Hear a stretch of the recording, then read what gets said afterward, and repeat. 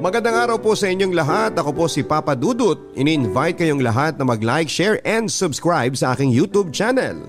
Imbitahan ang inyong mga kaibigan na samahan tayo sa pagtutok araw-araw sa mga kwento na exclusive lamang po sa aking YouTube channel.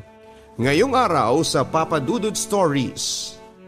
The more I try to erase those beautiful memories of our relationship, the more they wrench my heart. What was my mistake? To love you all by my heart? Dear Papa Dudut, magandang araw sa inyo at sa lahat ng mga tagapakinig. Ako po si Christian, 29 years old. Taga San Enrique, Iloilo po ako.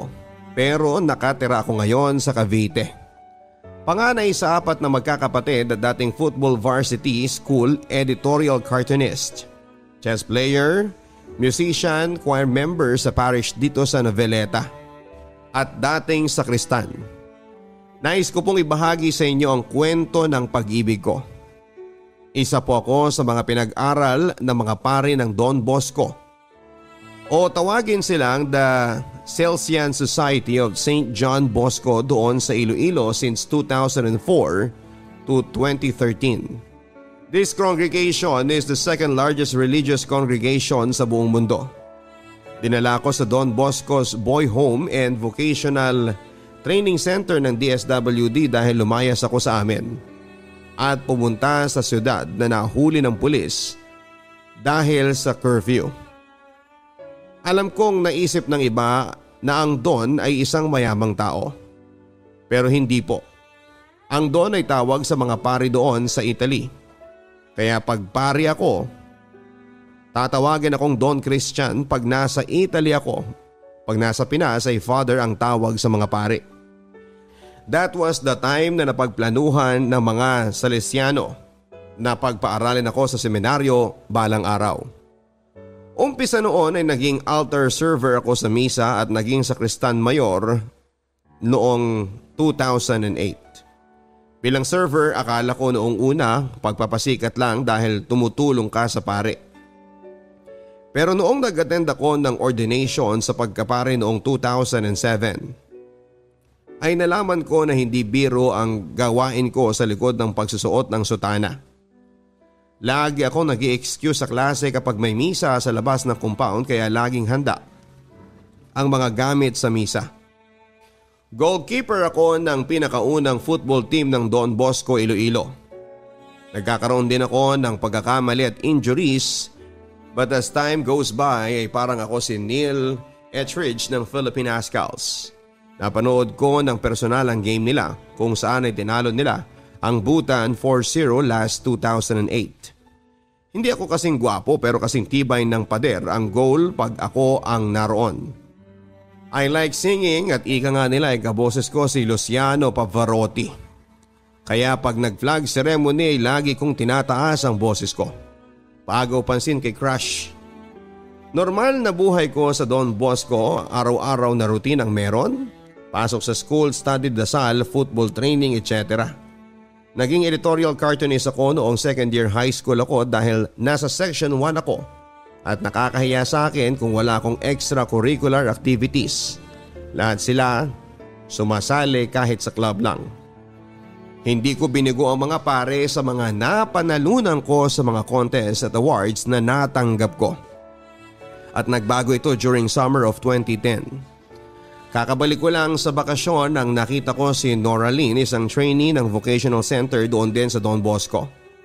4th year na ako noon at kakabasit lang din sa akin ng magiging salutatorya namin last year. I was praying that give me a sign na pag hindi ako nakapag-GF this time, after ng vocational course ko ay magpapari ako. I was enlightened when I see her as if she is the one. Simple, chinita, morena, sweet, anything you can describe her. Pag naglalaro ako ng football, sobrang ganado ako. Hindi lang dahil sa may bagong players na galing Cebu na karagdagang team sa amin, kundi dahil kay Nora Lynn. Dati ang sipa ko ay hindi nakakaabot sa gitna ng field, pero nagulat ako sa pagbabago. Naisip ko na baka nakapaalang ako. Try kong sumuot ng spike shoes pero same pa rin ang result. Everyday ko siyang nakakasama sa kumbento dahil siya ang in charge doon at ako naman ay sa chapel. Simpleng bati lang lagi, pasulyap-sulyap. Second week of July, namatayan ang kapatid ng isa sa mga scholar at nagpa-schedule ng misa sa Lamay. Nag-grocery kami at nag-alay ng misa. I was called Monsignor dahil sa kasipagan ko sa pagsiserve kahit para lang sa mga pare na binigyan ng honorary title galing sa Vatican yon. At dahil dito umpisa sa rosary hanggang matapos ang misa ay hindi ako nakaupo. Pinaupo niya ako sa tabi niya at kumain. Biglang may pusang tumalon sa akin at nagpapalambing. She was amazed dahil bago lang ako doon tapos biglang magpapalambing sa akin ang pusa. Pinasa ko sa kanya pero natural na malambing talaga ang pusa, hindi gaya ng iba. That was the first time we talked to each other formally. Nalaman kong single pa siya, Papa Dudut. At pareho kaming naninirahan sa bukid and we said goodnight. That makes my day happy. Nag-celebrate siya ng birthday niya doon and her classmate asked, "Anong niregalo ni Christian sa'yo?" Bulaklak ang niregalo ko sa kanya na galing sa chapel. Pinili ako ulit bilang cartoonist for the last time at sisikapin kong umabot sa Regional Schools Press Conference o National dahil laging nasa division ako natatalo. Nanalo naman ako pero hindi qualified sa regional. Sobrang inspired ako, Papa Dudut, kaya na third place ako sa training on the spot contest. Sinabi ko sa kanya yon at nakita ko ang reaction niya. It was priceless. Making me boost for more in preparation for the 4th Congressional School Press Conference. Niligawan ko na siya, Papa Dudut, dahil sa pagkatagal-tagal ko sa Don Bosco. Hindi pa ako nakakaramdam ng ganong saya. After 6 days ay sinagot naman niya ako. Pero doble ingat ako dahil mahigpit na pinagbabawal ang pagkakaroon ng karelasyon sa Don Bosco. Kapag nalaman nila ay pinapaalis nila. Same din sa ibang schools na tumatanggap ng female trainees. Ang iba nabuntis kaya pinatigil na lang. Kahit na alam ng mga pare pero pinag-iingatan ako nila. Monsignor, hinay-hinay lang ha. Baka matulad ka sa iba, ayaw naming mawala ng sakristan at goalkeeper sa team. At syempre, hindi ko sisirain ang pangako ko sa kanila. Sobrang hirap ng mga unang linggo namin, Papa Dudut, hanggang sulyap, sinyasan, gamit ang bibig. At pag movie time namin every Friday at Saturday, doon kami nag-holding hands ng lihim. Pag ang volunteer lang ang nagbabantay, pag pare, layo muna. Sunday noon at ang gospel ay about sa commitment. Nagbabaga ako ng uling para sa insenso nang biglang sinabi ng pare na Christian, "Tinatanggap mo ba si Nora Lynn bilang iyong asawa?" Alam ko ang linyang yan dahil nakakapag-serve naman ako sa kasal ng ilang beses na. Nang pumasok ako sa loob ay napatahimik sila, Papa Dudut.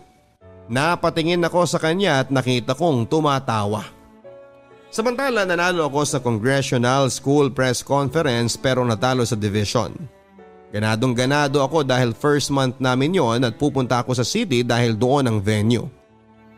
Pero umuwi akong luhaan dahil it was my last shot pero nasayang lang.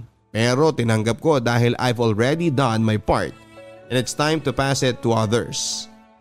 Semestral break nila pero sa high school ay walang sem break. Inabangan ko siya bago ako bumalik ng school at umiyak dahil 2 weeks nang wala siya doon. But she assured that she will come back. And she left me her high school ID. Days na wala siya, nakakalungkot, nangihina ako at walang kabuhay-buhay. Para akong goalkeeper sa sneakers commercial na sobrang lampa. May inassign na 2 seminarista galing Cebu at pinadala sa Iloilo. Tinuruan akong tumugtog ng flute recorder na tinapos ko kaagad ng 1 araw lang. Naging libangan ko yon.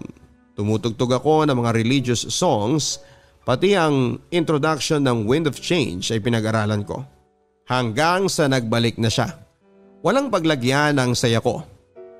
The Salesian Organized Camping and 3rd Infantry Division Camp General Macario Peralta Jr., Hamidan, Capiz. Simple lang ang celebration ng 2nd month namin. I gave her a pair of teddy bear but she refused to accept it. Even her friends shouted happy monthsary. Bumalik ako sa ginawa naming tent pero pumunta siya at nagsorry kaya kinuha niya ang gift ko. Next day we arrive at the Philippine Army camp. A little seminar about the rules of the camp introduced to us their firing range, unloaded guns, tanks and choppers. Dumating kami sa campsite at naghahanda para sa swimming. Tinanong ko siya kung maliligo siya pero ayaw niya. Nagpasikat naman ako sa kanya na makakalangoy ako sa malalim. Minsan tumatabi sa kanya at nalaman kong may kukuha ng picture namin. She accidentally left her umbrella there at hindi na nakuha. We enjoyed many activities organized about leadership, but disturbed by the firing of guns and shouting because of military drills. Naggrocery kami sa grotto and after 2 hours ng misa sina Father Noel ang rector at si Father Cyril ang training center administrator. Umuwi na kami at nakatulog sa likod niya nang hindi na malayang nakuna ng picture for the third time dahil ang una ay ang papunta pa lang kami ng camp. Nagtaka ako bakit nakazoom ang camp, yung pala ay sa amin na nakatutok. Nag-celebrate ng birthday ang Austrian volunteer na bumisita sa amin. Ang mga Salesian novices may sorpresa pa lang nakahanda. Ang movie maker ng mga lahat ng pictures during the camping. Kinakabahan ako dahil alam kong marami doon na makikita ang mga Salesiano. Hindi nga ako nagkamali at nakita nga nila mga picture na magkasama kami. And after the program ay kinausap nila ako. Puro joke lang kina Father Noel at Father Cyril pero lagi kong sinasabi na hindi ko kinakalimutan ang sinabi ko sa kanila. Nag-joke pa nga ako sa mga novices during my college years. Kita-kit sa Cebu at sinakyan nila yon. Nagkasalubong kami ni Nora Lynn pero hindi ako pinansin. She was crying and I asked her kung ano ang ginawa ko. Dahil doon sa sinabi mo sa kanila, gusto mo na magpari ako? Ikaw ang bahala. Monsignor ka naman eh. Sabihin mo sa akin ayaw mo at tumango siya. Sabi ko sa kanya, oo hindi ko itutuloy ang pagpapari ko para sa'yo. Ang bawat team noong camping ay may schedule para makapaghugas ng plato. Team niya sa tanghali at team ko naman sa gabi. Pero para pogi points ay tinutulungan ko siya basta walang Salesiano. During Pacquiao versus Margarito fight ay naiwan kami sa kusina. Nag-usap kami ng kung ano-ano. Sinabi niya na muntik na siyang makipag-break sa akin. Pero pinatatag siya ng nanay niya para ipagpatuloy niya ang relasyon namin. I was her real and first love dahil ang iba ay fling-fling lang at textmate lang pero hindi tumagal ng 3 months gaya ko. Pag naglalaro kami, lagi niyang kinukurot ang dibdib ko. Tapos ang kahinaan niya ay ang kilitiin siya sa tagiliran niya. At nagkaroon ako ng chance na makasmak-kiss siya sa pisngi. Then I asked her to do it once again. Then we did it in lips. A simple full of love kind of kiss. At dahil maya-maya pa, ihahanda ko ang aking Cathedral Este Chapel para sa misa, ay hindi ko pinatagal baka may makakahuli pa. Minsan siyang inaatake ng UTI niya kaya laging nasa klinik siya. Nagpa-practice na kami para sa caroling and of course ang gagamitin naming kanta ay medley na ginawa ng football coach namin na isang Salesian brother. Tinuro ko ang dance steps na matagal naming sinasayaw for 4 years. Hindi ko inaasahang magkakapulmonya ako dahil una, naglalaro ng football pagka uwi sa school at hahayaang matuyo ang pawis. After dinner, practice ka agad ng sayaw at tutugtog ako ng Silent Night. Si Father Bong ang paring in charge sa boys' homes. Nag-joke kay Nora Lynn. Kapag kailangan mo ng tulong, isigaw mo lang ang pangalan na Monsignor ha? Nung nalaman ko na nasa clinic siya ay pinhiram ko sa kanya ang jersey kong pang goalkeeper dahil makapal ito at ang suot niyang jacket ay jeans lang. 3rd week of November kahit parang nilalagnat ako ay tuloy pa rin ako sa school. Nakatulog ako sa klase pero naririnig ko ang discussion kaya sa quiz ay hindi ako 0. Pinauwi na ako dahil sa tuloy-tuloy na pag-ubo hanggang nag-decide ang mga Salesiano na i-confine na ako sa ospital. So many insecurities coming from my mind. Paano ang pag-practice sa caroling? Sino ang tutugtog ng Silent Night? Paano na si Nora Lynn? 3 days na nakakalungkot sa ward pero kailangang para makabalik ako at makahabol sa caroling. Na-discharge ako after 3 days dahil walang nagbabantay sa akin. Darating pala ang relic ni St. John Bosco sa Bacolod Cathedral at gusto ng mga Salesiano na naroon ang mga bata kasama ang mga scholars. Nagpasundo ang sekretary ng mga Salesiano para menos gasto sa pamasahe at marami kaming dala pero walang dumating. Joke pa nga niya parang ayaw kanilang sunshine, Monsignor. Kaya nag-tricycle kami.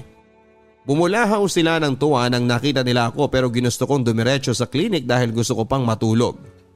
Nagising ako ng 5:30 PM na dahil kakausapin ako ni Noraline. As expected, may binili siya sa akin ng paborito kong Presso Creams peanut butter flavor. Nalaman kong nilabhan niya ang lahat ng damit ko at gusto niyang dumalaw pero alam niyang pagbabawalan siya ng mga Salesiano. Nag-dinner ako kasama ang mga scholars dahil may pinuntahan ng mga bata. At dahil nasa tapat ko lang ang karabal ko kay Noraline ay pinakita ko ang kalambingan ko.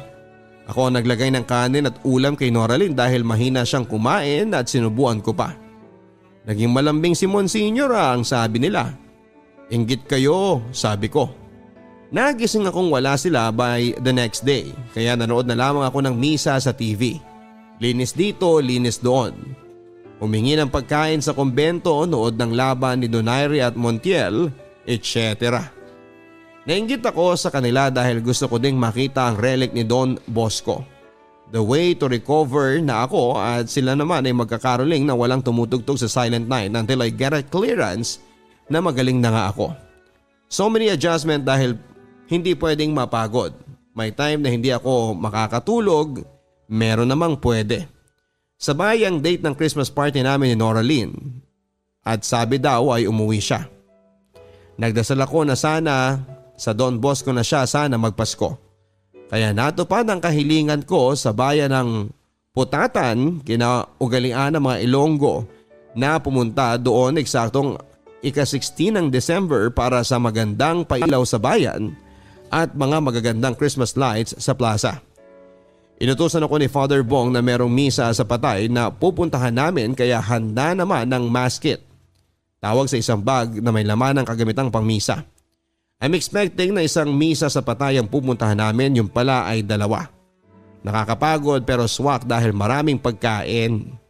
Pagkapunta namin sa last house na pupuntahan namin ay saktong makakahabol pa kaya. Tinugtog ko ang Silent Night. Noong tinapos ko ang kantay, sumabay pa ang fireworks kaya napatawa sila. Pauwi na sana kami pero natirik ang aming sinasakyan kaya nag-decide kami na tumambay sa bahay ng counselor. Nagka-countdown ako dahil ilang oras na ay 18th birthday ko na. Si Noraline naman nakikipagchismisan sa mga kaibigan niya tapos ay tinugtugan ko ng My Heart Will Go On. Nagparinig siya na sino kayang may birthday mamayang alas 12. Saktong 12 AM ay tumugtog ang gitarista namin ng birthday song. Pero hindi ako binati ng mahal ko. Heist, nakakatampo naman.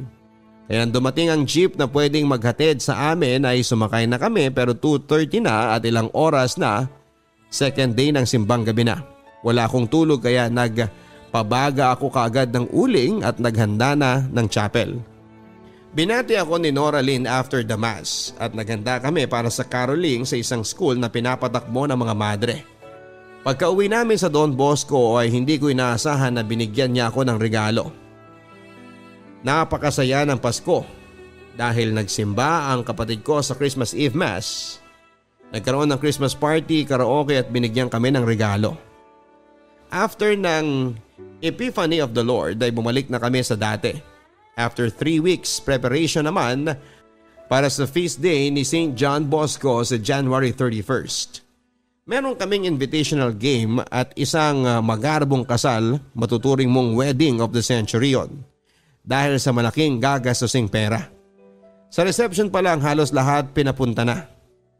Alam kong maraming kasal na ako nasaksihan at ako ang nag-serve pero first time ko to dahil nariyan si Noraline.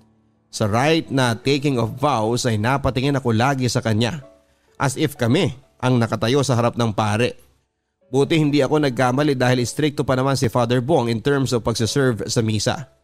During lunch ay nag-decide akong tumambay sa dining hall kaysa makipagsiksikan sa reception. Dinala ni Noraline ang radyo at pinaandar at saktong oras na ng programa mo sa radyo, Papa Dudut. Yes, that was the first time na makinig ako sa programa mo. Masyado akong nakarelate sa story kaya napaiyak ako sa kanyang iingatan ka. Ginulat ako ni Noraline at sinabayan niya ang kanta. Kaya pala minsan kinikwento niya sa akin ang programa mo at naging fan na din ako umpisa noon. Next day, game time na kaya todo ensayo ako para sa game. Nanalo kami 2-1 at sa palagay ko, ito ang magiging pinakahuling laro ko as varsity dahil ang mga dating ka-teammates ko ay unti-unti nang umaalis. After ng feast day ni Don Bosco ay dumating na ang buwan na kinakatakutan ko, ang February. Alam kong buwan ng pag-ibig yon pero ang buwan na ito ay madalas na pinapadala ang mga trainee sa Cebu upang mag-OJT at magkaroon ng regular na trabaho. I felt it noong naghanda ako para sa JS Prom. Pinapunta ng mga Salesiano ang mga parents ng mga trainees at dahil absent ako, as required by our principal ay nagkita kami ng nanay ni Noraline. Kinakabahan ako dahil mas matangkad pa siya sa amin pero sobrang bait naman niya. Nanood kami ng game ng Ascal versus Mongolia. Nagrereklamo ako kung bakit hindi sinalo ni Etheridge ang bola na pwede namang mahuli. Narinig ni Noraline yun at sinabing minsan ganyan ka din naman. Napatahimik ako dahil totoo naman. Third week of February pinauwi sila para makapag-process ng kanilang requirements for OJT. Eksaktong February 25, 2011 ang mismong araw ng send-off nila. Hindi ko malalaman ang gagawin ko. Ininom ko ang mass wine, sorry po mga fathers. I try my best to be busy, laro ng chess, nag-flute etc. 12:30 ng tanghali, nakahanda na si Noraline para umalis. Binigay niya sa akin ang tool bit na ginagamit sa lathe machine at ang CP number niya. Konting picture na kasama siya. Kinakantsawan pa ako ni Father Noel na kiss na Monsignor. Yakap na. I know I need to hug and kiss her pero duwag ako. Pinakandak ako ng pinakaunang pagturo ng pagtugtog ng flute habang minamasdan ko ang jeep na umiikot sa compound ng Don Bosco for the last time na siyang maghahatid kina Noraline sa pier. Napaiyak ako habang minamasdan ko ang paglaho ng jeep sa aking paningin. Hindi lang ako ang napapaiyak pati na rin ang unang estudyante ko sa flute sessions ko. Her unconditional love was felt by the boys. Walang ate Noraline na tutulong sa kanilang assignments, magpaplansya ng kanilang uniforms, maglalambing sa kanila etc. Hindi ako makakalaro ng soccer ng maayos dahil ramdam kong nariyan siya sa kanyang tambayan para manood ng laro namin. Iniisip na siya ang naglilinis ng kwarto ni Father Noel.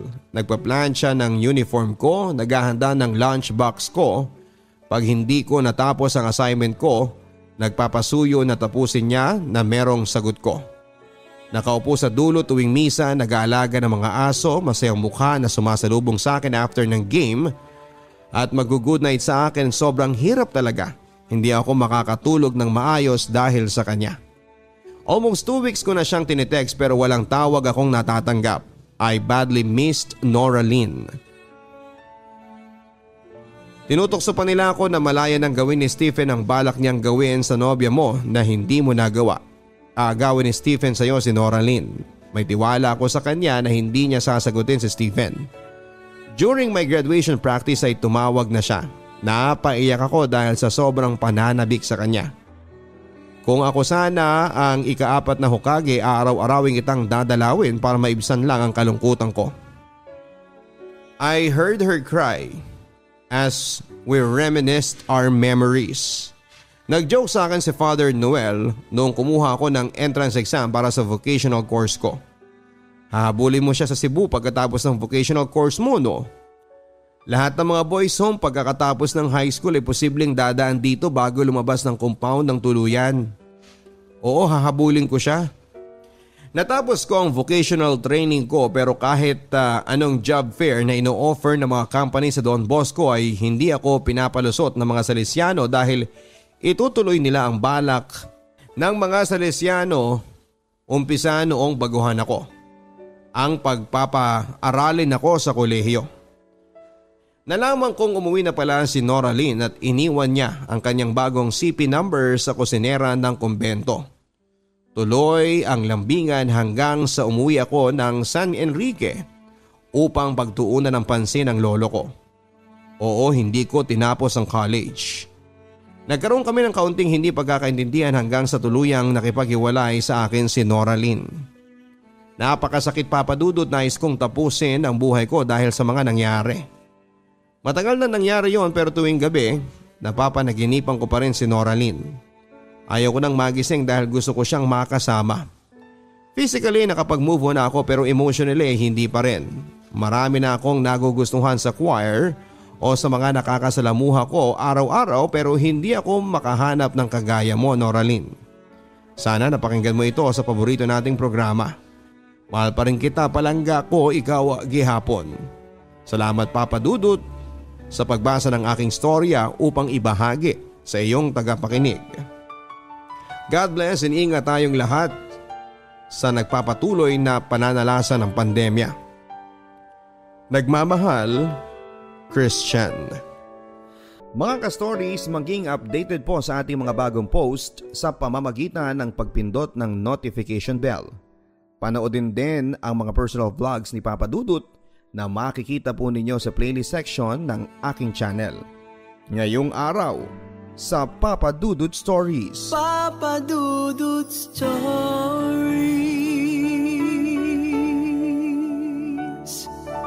Magandang araw sa iyo Papa Dudut at sa lahat po ng mga nakatutok tulad ko sa pang-araw-araw dito sa Papa Dudut Stories sa online. Ang story na aking ibabahagi sa inyo ay makailang beses ko na pong tinangka na ihinto sana ang pagpapadala dahil na rin po sa takot o kaba sa maaaring mabasang reaksyon ko mula sa inyong mga listeners. Pero dahil sa kagustuhan ko din pong malaman ang feedback ninyo, ay naging final na rin po ang desisyon ko Papa Dudut na ipadala ang aking storya. Dear Papa Dudut, tawagin niyo po ako sa pangalang Eileen, 23 years old na taga Valenzuela City. Magsisimula po ang aking kwento sa mga panahon na nagli-live-in na po kami ni Kurt. Para sa akin ay malakas ang karisma na meron si Kurt at sa katunayan Papa Dudut ay na-love at first sight ako sa kanya. Si Ruro Madrid ang lookalike niya. Tisoy, maamo ang mukha at higit sa lahat ay malaki ang kanyang pangangatawan. Mahilig kasi si Kurt na magbasketball at magbuhat sa gym. Pero kahit na malaki ang pangangatawan niya, ay mahinahon naman siyang magsalita. Pero alam ko nang protected ako sa kanya dahil lagi niyang pinaparamdam sa akin na mahal niya ako. Sa mga simpleng bagay yon pero naa-appreciate ko. Halimbawa, yung pagbibigay niya sa akin ng flowers tuwing Valentine's Day. Yung paghalik niya sa akin bago ako umalis. Yung mga simpleng text na kumain ka na ba at miss na kita ay hindi niya kinakaligtaan. At dahil pareho kami halos ng edad, ay nagkakapareho din kami ng lahat ng hilig namin.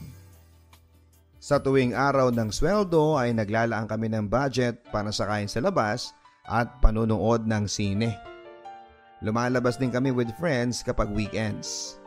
Pero nang napag-alaman namin na nagdadalang tao na ako, ay kailangan na rin namin na mag-budget.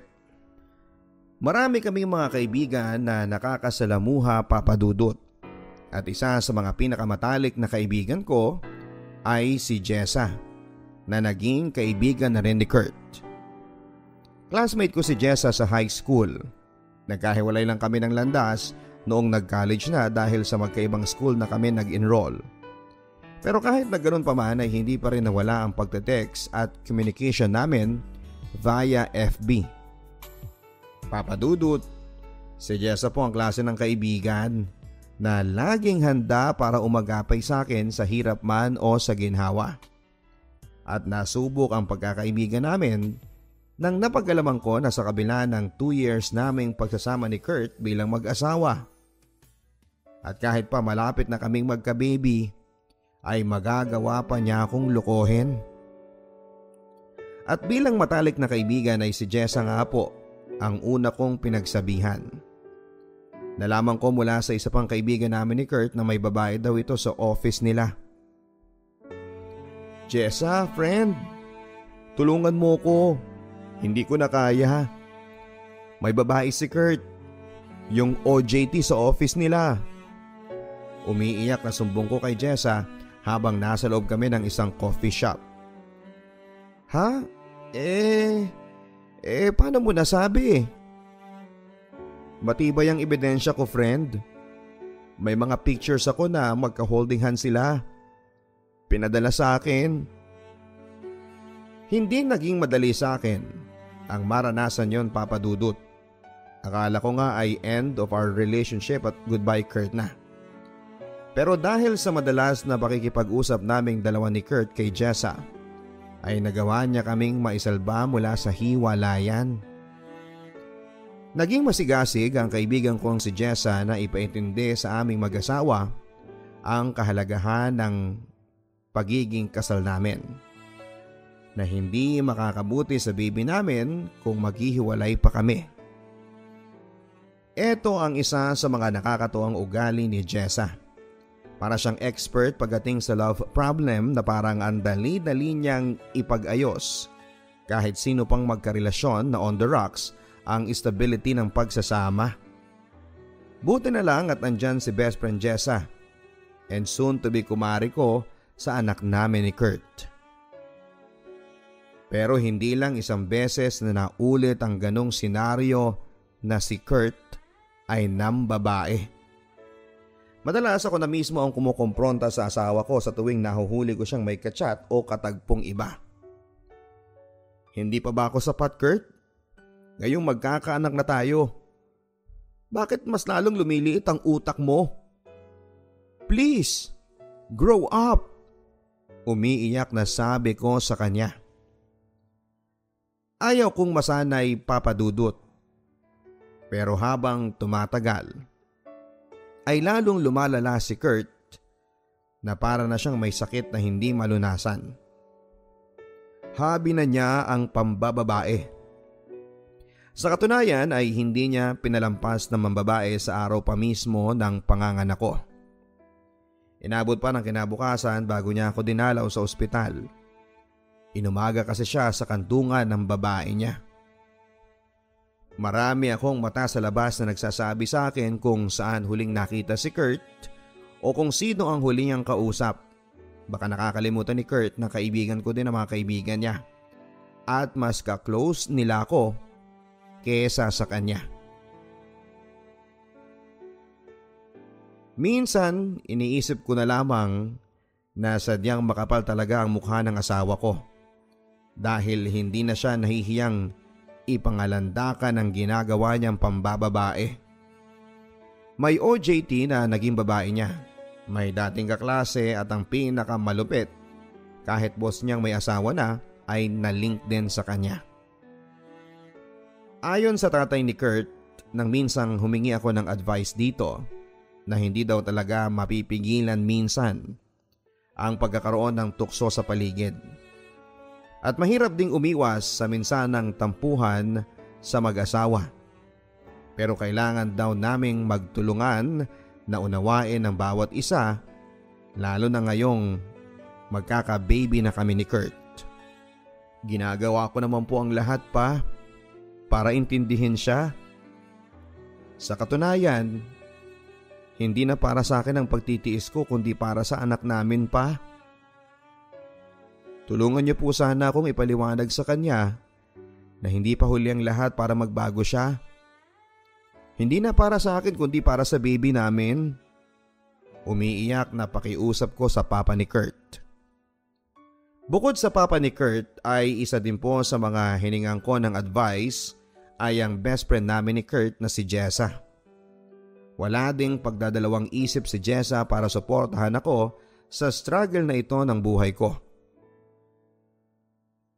Ako ulit ang bahala, friend. Kakausapin ko yung Kurt na yan. Pag-assure sa akin ni Jessa na magiging maayos din ang lahat.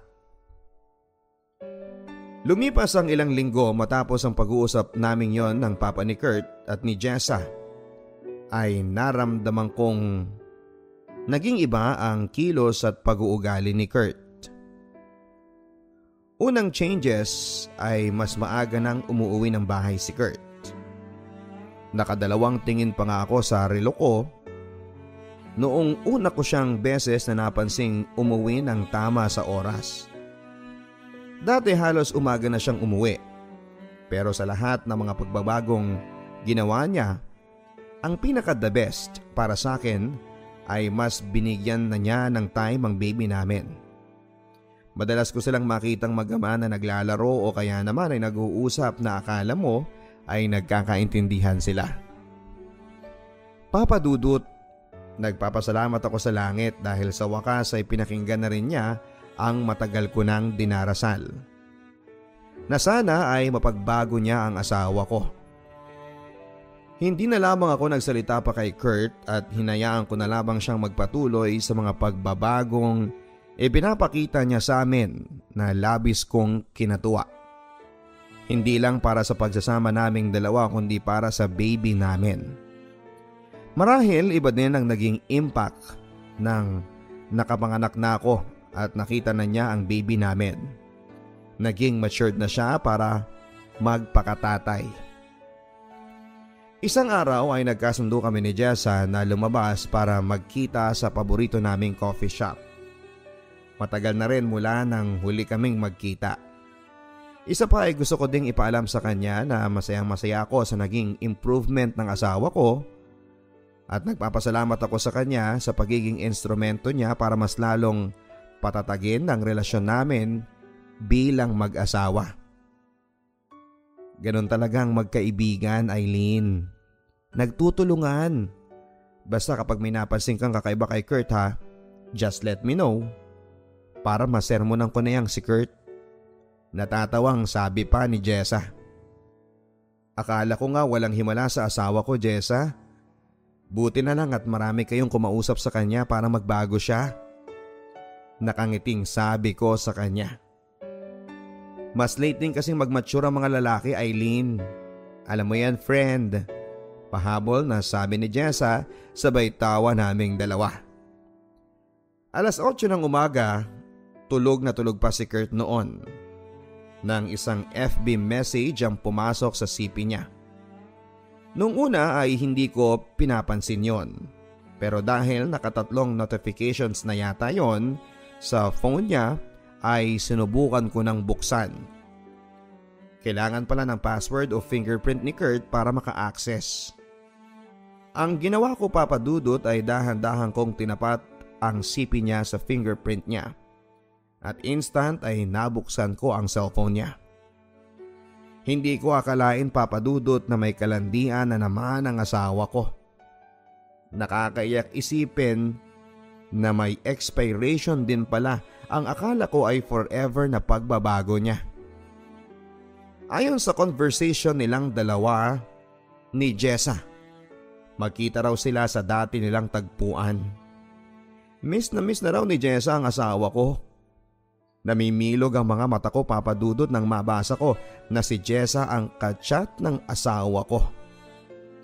Nag-backread pa ako at nalaman ko na halos 3 buwan na pala silang nag-check-in sa motel. May mga usapan pa sila tungkol sa masarap na moment nila together. Miss na raw niya ang yakap at halik ni Kurt. Sana daw, ipagtapat na nila sa akin ang katotohanan para maging legit na ang relasyon naming dalawa. Pakiusap ng asawa ko kay Jessa. Pero si Jessa ang nakaisip na kailangan palabasin niya na nagbago na siya para hindi daw ako makahalata na may relasyon silang dalawa. Hindi lang yun ang mga revelations na mga nabasa ko, Papa Dudut. Marami pa akong kababuyan na nabasa sa mga palitan nila ng mensaheng dalawa. Halos magiba ang buong kwarto namin, Papa Dudut, nang nagwala na ako. Ang ginawa ko, binato ko mismo sa katawan ni Kurt ang cellphone niya, dahilan para magising siya at magalit sa akin. Mga walang hiya kayong dalawa? Akala ko mapagkakatiwalaan kayo. Akala ko na kontento ka na sa akin, na hindi ka naman bababae dahil sawa ka na. Yun pala, kayo ni Jessa nagtitikiman. Ipapakulong ko kayong dalawa, mga hayop kayo. Sigaw ko habang umiiyak. After kong magwala ay agad kong tinawagan si Jessa para pagbantaan na idedemanda ko sila ni Kurt. Pero binabalang niya ang tawag ko. Ni hindi rin niya nagawang makapagsalita pa para ipagtanggol ang sarili niya. Sinubukan ng papa ni Kurt na kausapin ako tungkol sa mas praktikal daw na solusyon sa naging kasalanan ni Kurt at ni Jessa. Sa simula, Papa Dudut, ay ayaw kong pumayag na makipag-ayos sa anak niya. Pero habang tumatagal ay mas na-realize ko na nasanay na rin pala ako na niloloko ako ng asawa ko. Para saan pa na ipaglaban ko ang relasyon naming dalawa kung paulit-ulit din akong lolokohin ni Kurt. Para sa akin, mas gusto ko na lang na magkahiwalay kami at isasama ko ang anak ko. Kayo na lang ni Kurt ang magsama.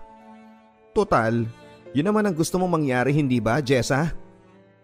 Singhal ko sa kanya pero wala akong narinig na sagot mula kay Jessa. Sumagot ka, mang-aagaw, kirida. Pasigaw na sabi ko kay Jessa. Sinayang mo ang pagkakaibigan nating dalawa dahil lang sa kati mo? Na sana pinakamot mo na lang sa ibang lalaki. Pa-advice ka pa? Yun pala, gusto mong agawin ang asawa ko? Kalimutan mo na naging magkaibigan tayo. Singhal ko kay Jessa bago ko siya sinampal at nilayasan. Wala na akong pakialam kung pinagtitinginan na kami ng mga tao sa coffee shop. Ang sabi sa kanta, time will heal broken heart. Lumipas ang 2 buwan ay muling sumubok si Kurt na kausapin ako sa tulong ng papa niya. Paliwanag ni Kurt na nakapag-isip-isip daw siya na hindi niya kayang mabuhay ng malayo kaming dalawa ni baby sa kanya. Nagsisisi na raw siya sa mga nangyari at inaamin niya ang pagkakamali niyang pumatol sa kaibigan ko. Sa ngayon, Papa Dudut, ay magkasama na kaming muli ni Kurt sa bahay namin. Binigyan ko siya ng panibagong pagkakataon. Oo, marupok ako, Papa Dudut. O pwede rin nasanay na akong mag-forgive at forget sa lahat ng mga atraso sa akin ng asawa ko. Kapalit ng pagbabalikan namin ay ang pag-urong ko din ng demanda laban sa kanila ni Jessa. Ako na mismo ang nag-decide na hindi na rin praktikal kung kakaladkarin ko pa ang mga pangalan namin sa kahihiyan. Alam ko po na marami sa inyong mga tagapakinig ang malamang ay nagagalit sa akin sa naging desisyon ko. Pero hindi niyo po ako maiintindihan hanggat wala kayo sa kinakatayuan ko. Sa 2 buwan naming paghihiwalay ni Kurt ay napag-isip-isip ko na hindi ko kayang magpalaki ng anak na mag-isa. Masyado na akong nasanay na nasa tabi ko lamang si Kurt para umalalay sa akin sa lahat ng bagay. Sa dati ko namang best friend na si Jessa, humingi din siya sa akin ng tawad at sa umpisa akala ko ay hindi ko na siya kayang harapin pa matapos ng mga nangyari. Pero pinatawad ko na rin siya. Kahit papaano ay marami din naman kaming pinagsamahan. Patatawarin ko siya sa kondisyon na hindi na kami kailanman mag-uusap na dalawa at lalayo na siya sa landas naming mag-asawa. Papa Dudut, ito po ang kwento ng buhay at pag-ibig ko na sana ay nagbigay ng aral sa inyong mga listeners sa YouTube. Na huwag mong hayaang sirain ka at ang pamilya mo ng galit at biglaang desisyon. Kailangan mo ding magpakapraktikal hindi lang para sa sarili mo, kundi para sa mga taong pwedeng madamay. Tulad sa kwento ko ay ayaw ko pong lumaking walang ama ang anak ko. Kaya naman kailangan kong maging matalino sa naging desisyon ko. Ang inyong ka-stories na patuloy na umaasa na makalimot na sa sakit na aking naranasan.